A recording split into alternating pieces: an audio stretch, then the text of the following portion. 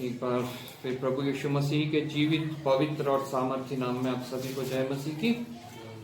एक और बार प्रभु का धन्यवाद करने का विषय हमें मिला कि एक और पवित्र दिन उसने हमें दिया, अपने समीप आने दिया है, अपने चरणों में बैठने दिया है, अपनी आत्मा हमें दी, आत्मा और सच्चाई जिसके द्वारा उसकी आराधना स्तुति करने पाए हैं। हम प्रार्थनाएं, विनती, निवेदन, धन्यवाद के साथ उस तक पहुंचाने पाए हैं। अब समय है जबकि उसकी वाणी के द्वारा हम उसकी आज्ञाओं को सुनेंगे, वो हमसे क्या कहना चाहता है ये हम जानेंगे, जिसके द्वारा हमारे हृदय परिवर्तित हो, हमारा जीवन परिवर्तित हो और हम उस मार्ग में चल सके जो उसने हमारे लिए ठहराया है और उस स्थान तक पहुंच सके जो वो हमारे लिए तैयार करने के है। प्रभु का धन्यवाद करते हैं एक बार फिर उसकी महानता के लिए कि वो प्रतिदिन हमें उठाता है, हमारे कानों को खोलता है, अपनी वाणी सुनाता है। और अगर हम उस एक अच्छे शिष्य की तरह उसकी वाणी को सुनते हैं तो हम कभी भी उसका इनकार नहीं करेंगे। यही उसकी इच्छा है कि उसका जन जो है वो फल लाए, बहुत सा फल लाए। और जब वो बहुत सा फल लाता है तो प्रभु का वादा है वो उसको बहुतायत का जीवन देता है, और जब ये शरीर वो छोड़ता है उसके बाद उसको अनंत जीवन प्राप्त होता है। लेकिन आज जब हमने वचन में से पढ़ा यशायाह नबी की पुस्तक, उसका पहला अध्याय, उसकी 3री आयत हमने मेमोरी वर्स में पढ़ी थी। कोई जन जोर से पढ़ दे। बैल तो अपने मालिक को और गधा अपने स्वामी की चरनी को पहचानता है, परंतु इस्राएल मुझे नहीं जानता, मेरी प्रजा विचार नहीं करती। आइए प्रार्थना करें। धन्यवाद पिता परमेश्वर, धन्यवाद करते हैं पिता परमेश्वर एक बार फिर तेरी महान करुणा के लिए जो सदा की है, प्रतिभोर नहीं होती है, आज फिर हमारे पर प्रबल है। प्रभु धन्यवाद करते हैं प्रभु तेरी उपस्थिति के लिए जो हमारे बीच में पवित्र आत्मा के रूप में है। प्रभु ये वचन पिता परमेश्वर पवित्र आत्मा की प्रेरणा से रचा गया है और पवित्र आत्मा ही इसे हमें समझा सकती है। प्रभु क्योंकि तू जाते हुए वादा करके गया, मैं जाता हूं तुम्हारे लिए एक सहायक भेजता हूं, अर्थात पवित्र आत्मा। जो बातें तूने हमसे कही है वो आके हमें वो समझा देगी।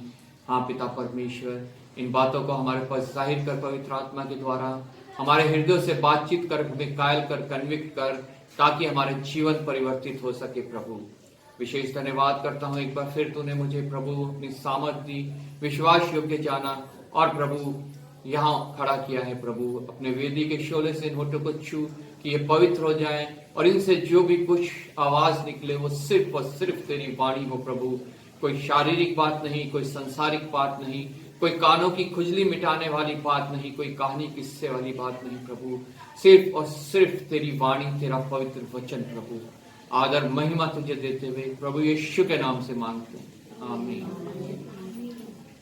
यहाँ पे प्रभु का वचन यानी प्रभु हमसे बातचीत कर रहा है, एक बहुत वेदना के साथ, एक बहुत दर्द के साथ उन लोगों से बातचीत कर रहा है। वो किसी और से बात नहीं कर रहा है जिन्होंने प्रभु को वाणी नहीं सुनी है, उनका वचन नहीं सुना है, उन्हें ग्रहण नहीं किया है, उनसे बात नहीं कर रहा है। वो मुझसे और आप लोगों से ये बातें कर रहा है। यहाँ पे यशायाह नबी की पुस्तक उसके पहले अध्याय में लिखा है, वो गवाह बना रहा है किसको? स्वर्ग को और पृथ्वी को। हे स्वर्ग सुन और हे पृथ्वी कान लगा, क्योंकि यहोवा कहता है। परमेश्वर जो है स्वर्ग और पृथ्वी को गवाह ठहरा के हमारे बीच में आज वो बोल रहा है, क्योंकि स्वर्ग उसने बनाया, पृथ्वी उसने बनाई, जितना कुछ इस पृथ्वी पे है, चाहे वो जीव जंतु है, चाहे वनस्पति है, चाहे पहाड़ पर्वत है, हर एक चीज जो है वो परमेश्वर के द्वारा उसकी एक सिर्फ वाणी से रची गई है। और वो उनसे बातचीत कर रहा है, उन लोगों के लिए जिसको उसने अपने हाथों से बनाया है, मतलब मनुष्यों के लिए। एक बहुत वेदना, एक बहुत दर्द के साथ उनको गवाह बना के कहता है, मैंने बाल बच्चों का पालन पोषण किया, मतलब मेरा और आप लोगों का वो पालन पोषण करता है। अभी से नहीं, आदम और हव्वा की उत्पत्ति से लेकर, जैसा उत्पत्ति की पुस्तक में हम पढ़ते हैं, जब अपने हाथों से उसने मट्टी को सान के आदम की रचना की और आदम को सुला के उसकी पसली से उसने हवा की रचना करी, तब से जो है वो अपने बाल बच्चों का पालन पोषण करता आ रहा है। और अगर वो ऐसा नहीं करता आ रहा होता तो आज ना मैं यहां होता, ना आप लोग यहां होते। इसलिए कितना धन्यवाद हमें उसका करना चाहिए कि वो हमारे मां के गर्भ में पड़ने से पहले ही वो हमें जानता है, उसने अपनी पुस्तक में वो नाम हमारा लिखा हुआ है। हालेलुया। और जब हमारा ये शरीर बेडौल तत्व की तरह मां के गर्भ में बढ़ता जाता था, उसने हमारे एक एक अंग को रचा, एक एक हड्डी में हमारी सामर्थ भरी, हमारे एक एक अंग को उसने जो है जीवित किया। हालेलुया। और वो आज मुझसे और आपसे कहता है, मैंने बाल बच्चों का पालन पोषण किया और उनको बढ़ाया भी, शारीरिक रूप में भी, भौतिक रूप में भी, मानसिक रूप में भी और आत्मिक रूप में। सबसे बढ़कर उसने हमको बढ़ाया है। जब एक बच्चा पैदा होता है वो कुछ बोल नहीं पाता है, लेकिन जब वो थोड़ा बड़ा होता है तो वो कुछ कुछ तुतलानी भाषा में बोलने लगता है। वो रोटी को तोती भी बोलता है, कपड़े को तपड़ा भी बोलता है। लेकिन जब वो बच्चा बड़ा हो गया तब हमें वो बहुत अच्छा लगता है जब ऐसे बोलता है। लेकिन जब वो बच्चा जवान हो जाता है, अगर वो वैसे ही बोलेगा तो क्या हमें पसंद आएगा? कभी भी हमें वो पसंद नहीं आएगा। हमें पता चल जाएगा इसमें कुछ गड़बड़ है, मानसिक तौर पे या इसके दिमागी तौर पे इसमें कुछ गड़बड़ है। परमेश्वर कुछ गड़बड़ हमारे जीवन में करना नहीं चाहता है।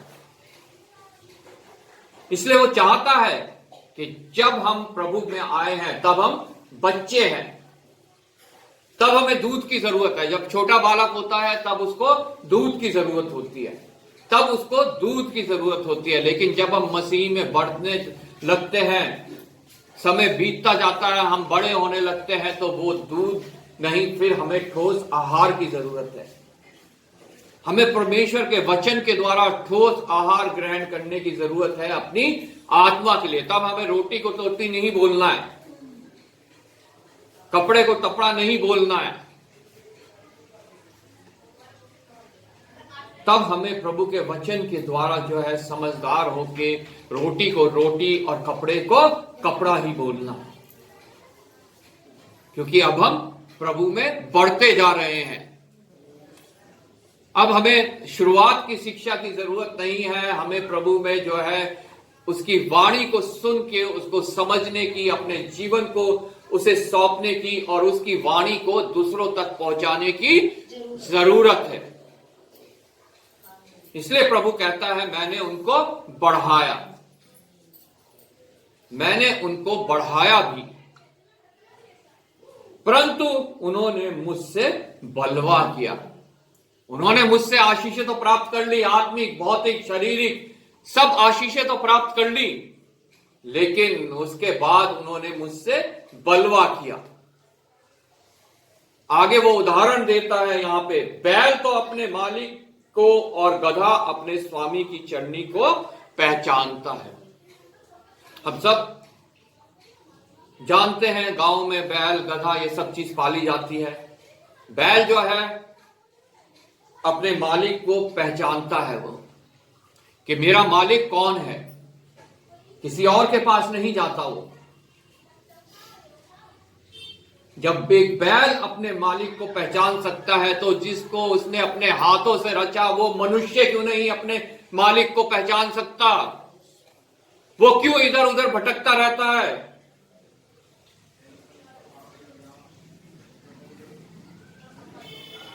जो कुछ उसने रचा, मनुष्य उनको जो है उनकी उपासना करने लगता है, जो एक शब्द के द्वारा सिर्फ रचे गए।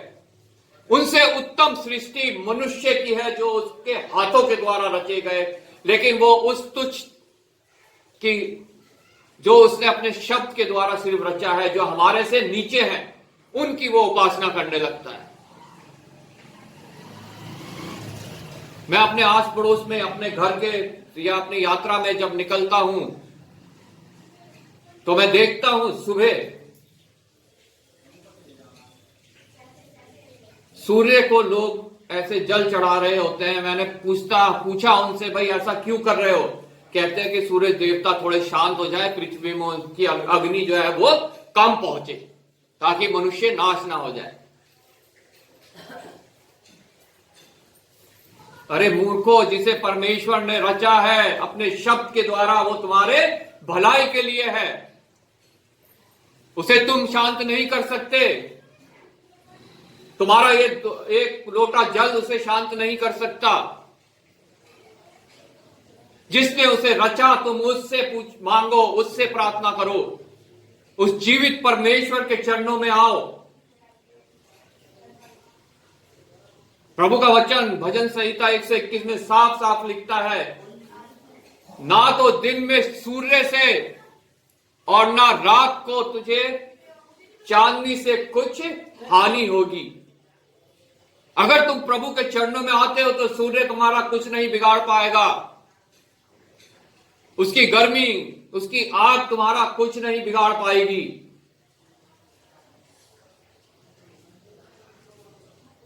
जिसने उसे रचा, तुम उसकी उपासना करो, उससे प्रार्थना करो, उसके चरणों में आओ,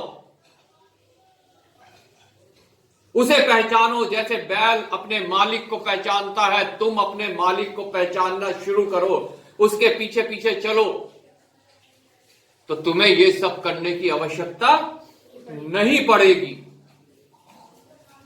बैल तो अपने मालिक को और गधा अपने स्वामी की चरनी को पहचानता है। गधा अपने स्वामी की चरनी को पहचानता है। चरनी क्या होता है? जहां पे जाके वो भोजन करते हैं, जहां पे वो चरते हैं, अपना खाना खाते हैं। लेकिन हम तो अपने मालिक की चरनी को भूल गए, हम तो इधर उधर जाके मुंह मारने लगे हैं, और जगह जाके हम आत्मिक भोजन प्राप्त करना चाहते हैं। हमारा मालिक जो हमें आत्मिक भोजन अपने वचन के द्वारा देना चाहता है, हम उसे भूल गए हैं।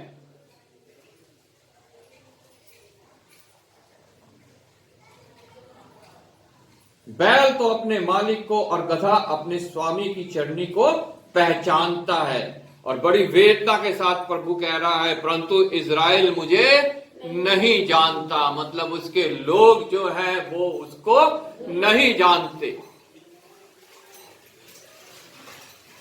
इज़राइल उसे नहीं जानता। वो मुंह से तो हे प्रभु करके पुकारते हैं, लेकिन हृदय में वो प्रभु को जगह नहीं देते। वो भौतिक चीजों के पीछे दौड़ रहे हैं,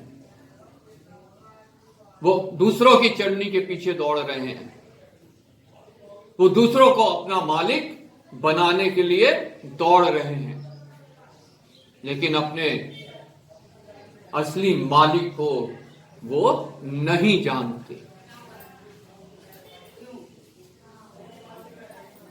मेरी प्रजा विचार नहीं करती। हम ये विचार नहीं करते कि हमारा मालिक कौन है, हमें कहां जाना चाहिए, कहां नहीं जाना चाहिए। इसकी 18वीं आयत में परमेश्वर कहता है, यहोवा कहता है, आओ हम आपस में वाद विवाद करें। मेरे सामने आओ, मुझसे बात करो, मुझे बताओ कि मैंने तुम्हारे जीवन में क्या घटी छोड़ दी है, मैंने तुम्हारे लिए क्या नहीं किया। यहां तक अपना इकलौता पुत्र मैंने तुम्हारे लिए दे दिया, ताकि जो कोई उस पर विश्वास लाए वो नाश ना हो, परंतु अनंत जीवन पाए। मैंने वो नाम तुम्हें दे दिया, यीशु नाम, जिसके नाम से हर एक बीमारी दूर होती है, जिसके नाम से हर एक भौतिक समस्या दूर होती है, जिसके नाम से बहरे सुनने लग जाते हैं, अंधे देखने लग जाते हैं, लंगड़े दौड़ने लग जाते हैं। क्या नहीं किया मैंने तुम्हारे लिए? आओ हम आपस में वाद विवाद करें। मुझे बताओ तो मैंने क्या कमी छोड़ दी तुम्हारे लिए, जो आज तुम मुझे नहीं पहचान रहे हो, अपने मालिक को नहीं पहचान रहे हो, उसकी चरनी के पास नहीं आ रहे हो जहां से तुम्हें भोजन मिलता है। विचार नहीं कर रहे तुम कि क्या गलती तुम कर रहे हो। अपने मालिक को छोड़ के तुम किसी और के पीछे जा रहे हो, तुम्हें नाश कर देगा, घात कर देगा और अनंत आग में तुम्हें सौंप देगा। यहोवा कहता है, आओ हम आपस में वाद विवाद करें। तुम्हारे पाप चाहे लाल रंग के हों तो भी वे हिम के समान उजले हो जाएंगे। अगर तुम मुझसे वाद विवाद करोगे, मेरी बात समझ जाओगे, मेरे चरणों में आ जाओगे, अपना पूर्ण समर्पण मुझे दे दोगे, अपने मालिक को पहचानने लगोगे, उसकी चरनी में से चढ़ने लगोगे, विचार करने लगोगे कि हम क्या गलती कर रहे हैं, तो मैं वादा करता हूं तुम्हारे पाप चाहे कितने भी गहरे हों, उन्हें मैं क्षमा कर दूंगा। हालेलुया। और चाहे अर्गवानी रंग के हों तो भी वे ऊन के समान सफेद हो जाएंगे। लेकिन शर्त यही है, यदि तुम आज्ञाकारी होकर मेरी मानो। आज तुम भटक रहे हो, आज तुम इधर उधर जाके माथा टेक रहे हो, आज तुम सूर्य को शांत करने के लिए जल चढ़ा रहे हो, लेकिन जिस दिन तुम मेरी वाणी सुनकर, मेरी आज्ञा मानकर मेरी मानो, उस दिन मैं तुम्हारे पाप जो है वो क्षमा कर दूंगा। तो इस देश के उत्तम उत्तम पदार्थ खाओगे। हालेलुया।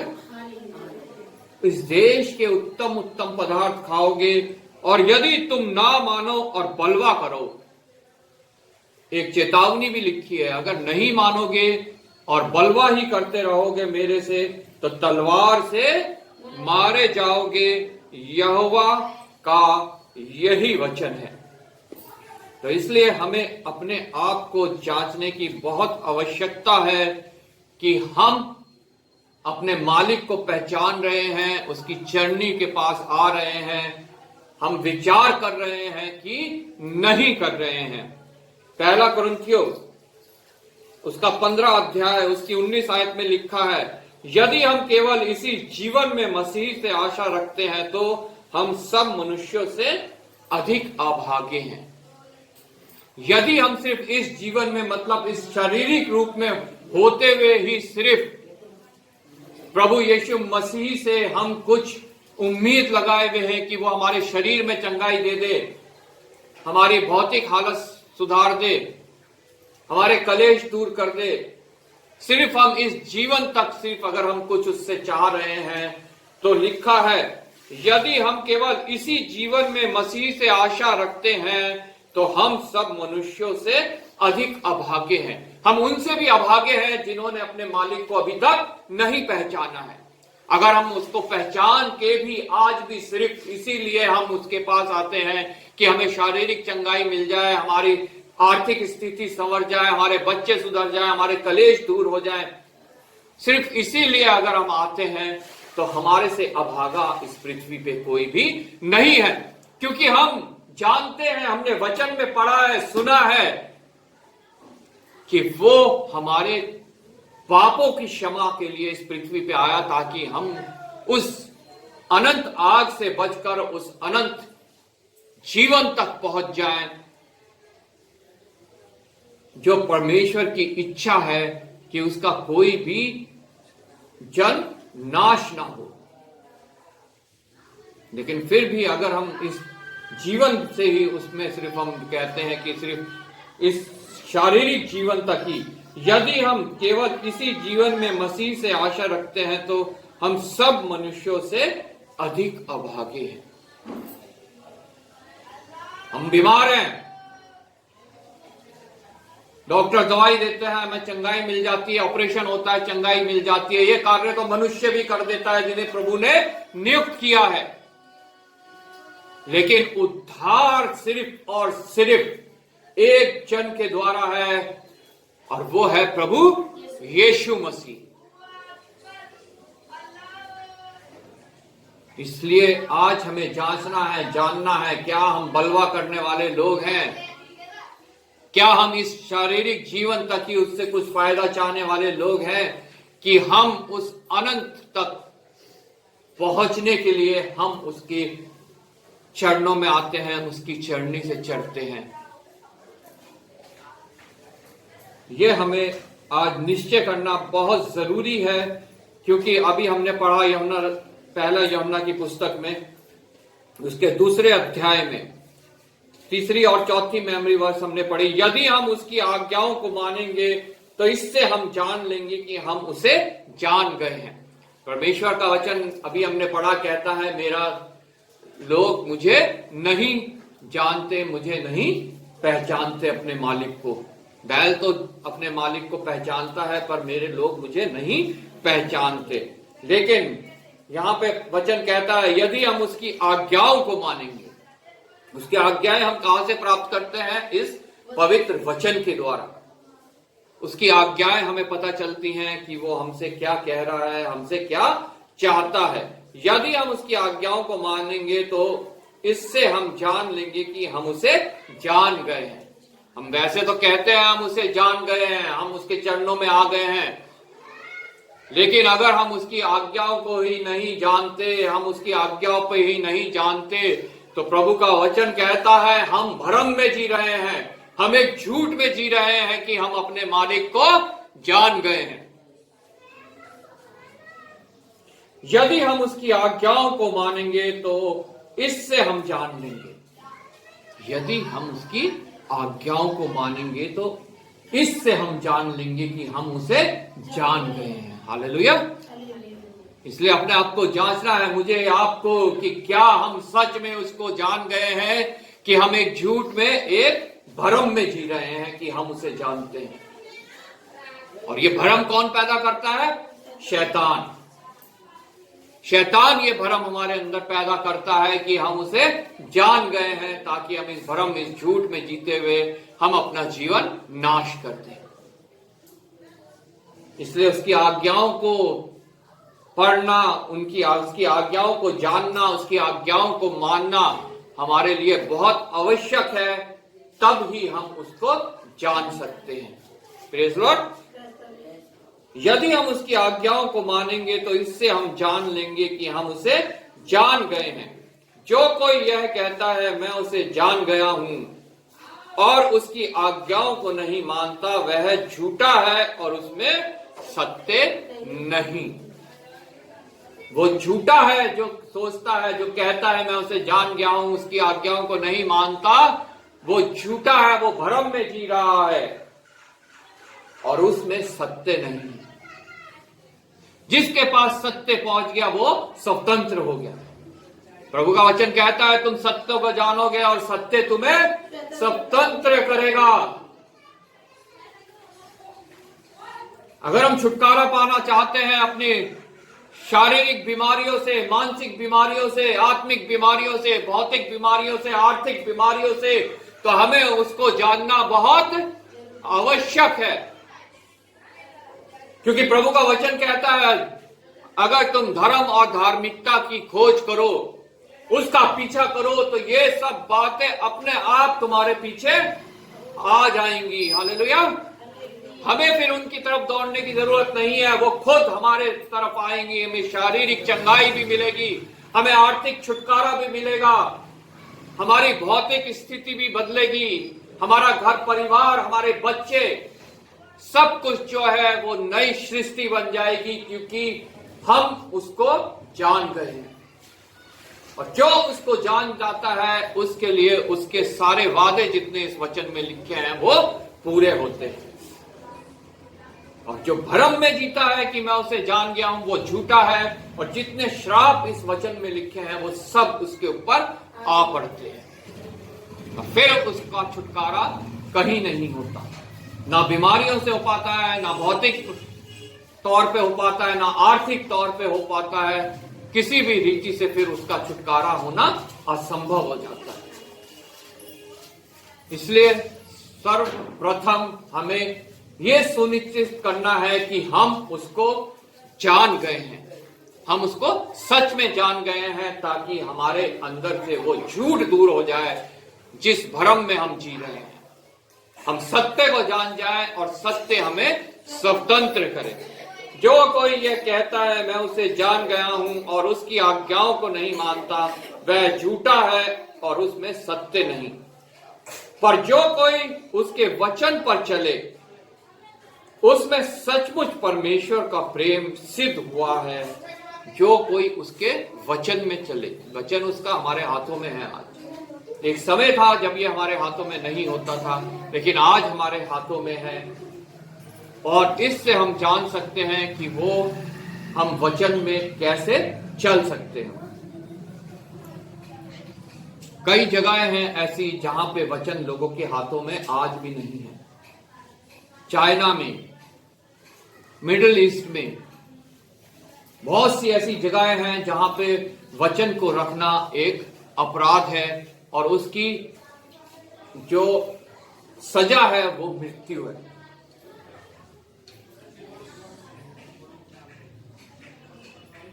ये अभी से नहीं है, ये प्रथम चेलों के समय से ये चला आ रहा है कि लोग प्रभु के वचन को दबाने की, उसे रोकने की कोशिश कर रहे हैं। ये सिद्ध करता है कि ये वचन जीवित है, ये अपना कार्य करता है। लोग डरे हुए हैं, वो डरते हैं कि ये वचन कहीं परमेश्वर को जानने में लोगों की मदद ना कर दे, ये जीवित वचन अपना कार्य ना कर दे, इसलिए इसे रोकने की कोशिश करते हैं। लेकिन इतिहास गवाह है, जब जब इसे रोकने की कोशिश की गई, तब तब ये वचन और बढ़ता गया। हालेलुया। और आज इस पृथ्वी के आधा से ज्यादा लोग जो है वो इस वचन को पढ़ते हैं, इस वचन को जो है जानने की कोशिश करते हैं, इस वचन में चलने की कोशिश करते हैं। आधे से ज्यादा पृथ्वी की जनसंख्या उन 11 चेलों से शुरू होके आज जो है वो लगभग 400 करोड़ हो चुकी है। हालेलुया। वो 11 से बढ़ बढ़ के, उन्हें दबा दबा के, उन्हें मार मार के, हम समझाते हैं वचन में जितने प्रभु के चेले हैं, एक नाश हो गया, शैतान ने उसे चुरा लिया, लेकिन जो 11 चेले बचे वो वचन को लेके इधर उधर घूमते रहे। उसमें से एक हमारे देश में भी आया, थोमा नाम का। लेकिन उन सब को दबाने की कोशिश करी गई और उन यूहन्ना को छोड़ उन सब की मृत्यु जो है वो भयानक रूप से हुई, ताड़ना देके हुई। लोगों ने उन्हें सता सता के, सूली पे चढ़ा के, गर्दन काट के, यूहन्ना को उबलते तेल में डाल दिया था, लेकिन वो तब वहां से बच निकला और उसे फिर एक टापू में जो है उम्र भर के लिए कैद कर दिया, जहां से उसने प्रकाशन पाके प्रकाशित वाक्य जो पुस्तक है इसमें वो लिखी। सबको सताया गया, लेकिन क्या वचन वहीं रुक गया? उन 11 तक ही।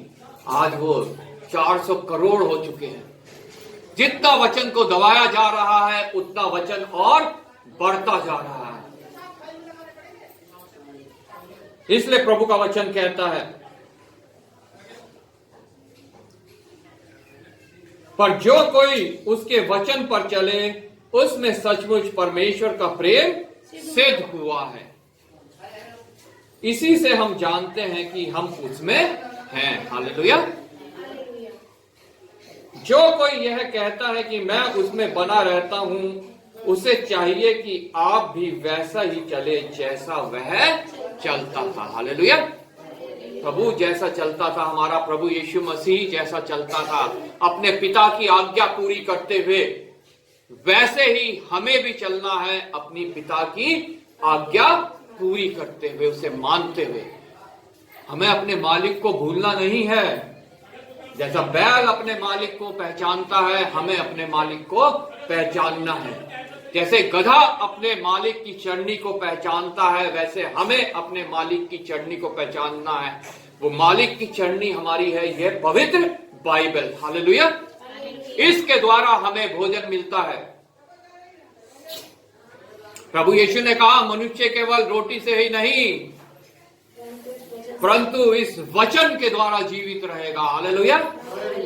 क्योंकि रोटी से सिर्फ हमें इस शारीरिक तौर पे ही सिर्फ जो है हमें जीवन मिल सकता है, जो 70 है, 80 है, और पैदाइश से लेकर बुढ़ापे तक दुख से, संकट से, भय से, घबराहट से भरा हुआ है।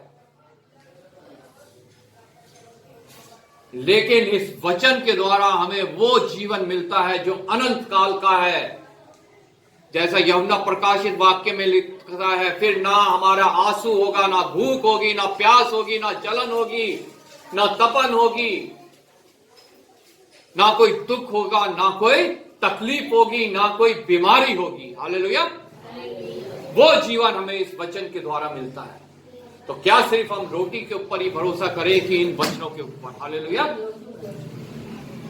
इसलिए प्रभु का वचन यहां कहता है, जो कोई यह कहता है कि मैं उसमें बना रहता हूं, उसे चाहिए कि आप भी वैसा ही चले जैसा वह चलता था। हमें जांचना है, हमें जानना है, क्या हम भ्रम में तो नहीं है, क्या हम उस झूठ में तो नहीं है जिसको आज ये वचन हमें बताना चाह रहा है। और अगर ऐसा है तो आज भी हमारे पास समय है कि हम अपने मालिक को पहचाने, हम उसकी चरनी को पहचाने, हम अपना पूर्ण समर्पण अपने मालिक को करते हैं। हालेलुया। प्रभु आपको इस वचन के द्वारा आशीष दे।